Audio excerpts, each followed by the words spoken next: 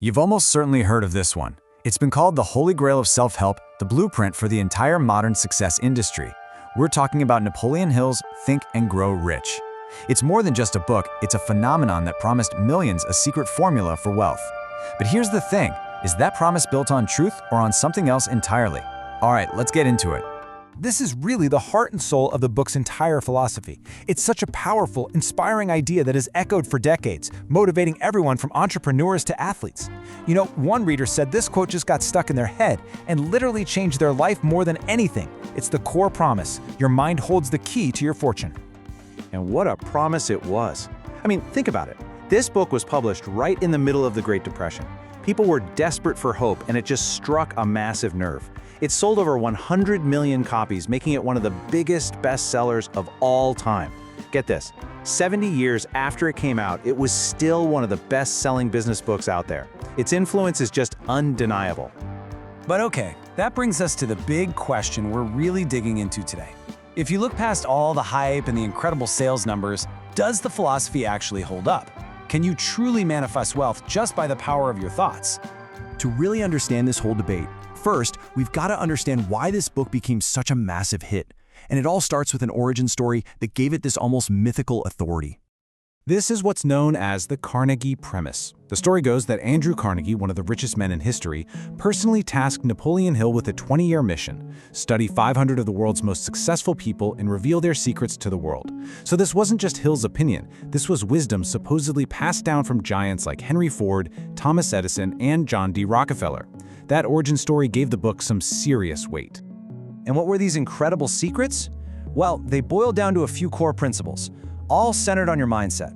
Hill argued that a burning desire is the absolute starting point. Then, you need unwavering faith in yourself and your goals. You have to use autosuggestion, basically positive self-talk, to program your subconscious mind. And finally, you need a mastermind group to surround yourself with supportive, like-minded people. It's a pretty compelling philosophy for achievement. But Hill didn't just stop with philosophy. No, he laid out a concrete 6-step formula that made the whole dream feel tangible. He tells readers to get super specific, write down the exact amount of money you want, set a specific date, have a clear plan, and then repeat it all to yourself over and over until you convince your subconscious that it's already real. It's that feeling of an actionable plan that got millions of people hooked. And the testimonials you hear are just so powerful. You've got success gurus like Brian Tracy claiming it literally made him a millionaire. But it's not just famous people. The impact on everyday readers is deeply personal. One person on Reddit described it as the kick in the ass that propelled me to success. He went from making $10 an hour living in a trailer to having a net worth over $1 million. He calls it a goddamned life changer. So, the book seems to have it all, right? A legendary origin, a clear philosophy, and amazing results for its followers. But this is where our story takes a very sharp turn. Because what if that powerful origin story, the very foundation of the book's authority, was just a lie? So now we have to look at the Carnegie question. This is where the book's inspiring narrative really begins to unravel when you look at the historical record. Okay, so let's just compare the claim versus the record. Hill said he met with Carnegie in 1908. The problem?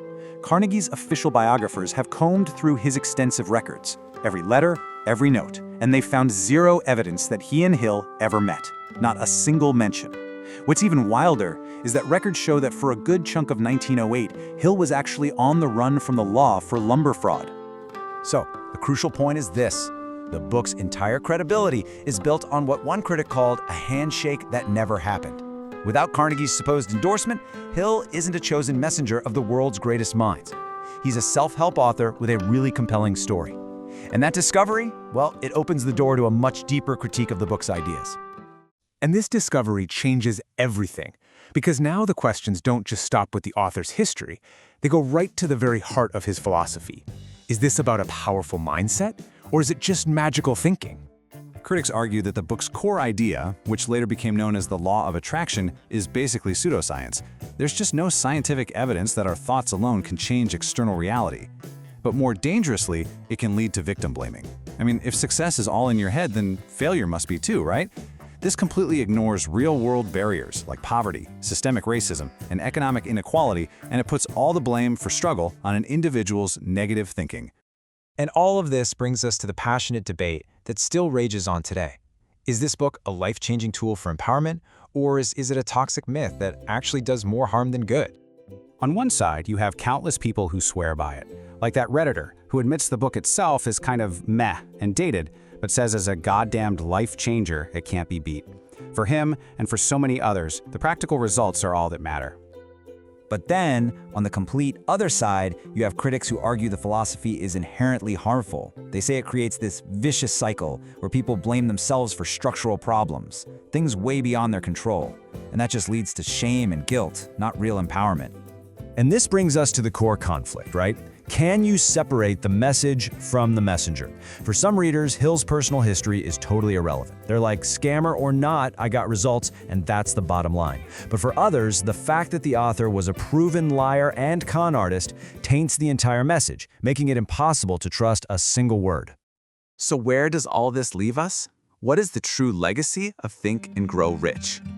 Well, for better or for worse, the book's lasting impact might not be a secret formula for getting rich. Instead, it seems it provided the blueprint for the entire modern self-help and manifestation culture. It basically created a world where your mindset is a product and success is sold as something you can attract, not just something you build. And for anyone who finds Hill's philosophy a bit lacking, there are so many modern, evidence-based alternatives. You've got books like The Psychology of Money by Morgan Housel, which grounds success in behavior and economics.